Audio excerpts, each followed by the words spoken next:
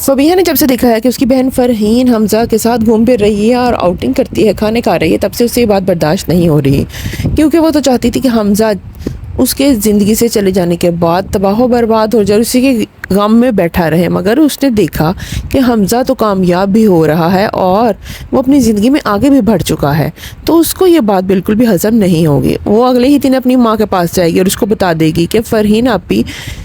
حمزہ کے ساتھ ڈنر کر رہی تھی، مگر اس کی ماں کوئی خاص ری ایکشن نہیں دے گی، کیونکہ اس کی ماں تو حمزہ کو بہت پسند کرتی ہے اور وہ تو دل سے چاہتی ہے کہ حمزہ اپنی زندگی میں آگے بڑھ جائے اور خوش رہے۔ دوسرا فبیہا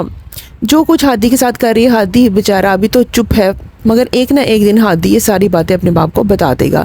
بلکہ کسی نہ کسی طرح اس کا باپ خود اپنے کانوں سے یہ ساری باتیں سن لے گا اور اس کو فبیہا کی اصلیت کا پتہ چل جائے گا،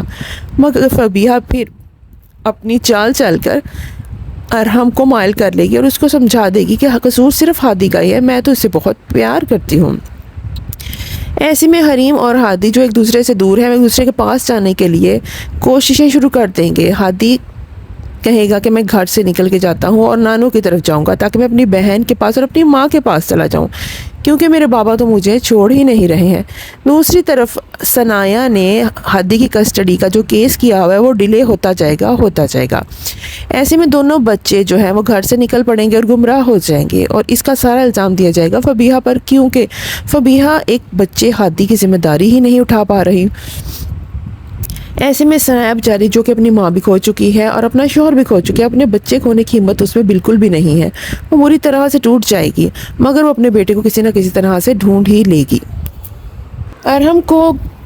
آفس سے نکال دیا جائے گا اور ساتھ ہی ساتھ ارحم کے ساتھ جو فائنینشیل سپورٹ تھی ثنایا کی وہ بھی ختم پہلے ہی ہو چکی ہے۔ ایسے میں ارحم پر بہت برے حالات آ جائیں گے، اور جب فبیہا دیکھے گی ارحم تو پائی پائی کا محتاج ہو گیا ہے اور ثنایا وہ تو عیاشی کر رہی ہے اور اس کا لائف سٹائل تو بالکل پہلے جیسا ہی ہے، اور یہ گھر جس میں وہ رہ رہی ہے وہ بھی ثنایا کے نام ہے، تو وہ یہ بات سن کر بہت پریشان ہو جائے گی کہ جس دولت کے لیے اور عیش و عشرت کے لیے میں نے شادی کی تھی وہ تو مجھے ملا ہی نہیں، بلکہ میری حسرتیں تو میرے دل میں ہی رہ گئیں۔ یہ باتیں جان کر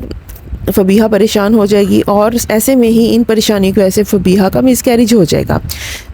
جب یہ سب کچھ ہوگا تو فبیہا ارحم کو چھوڑنے کا فیصلہ کر لے گی،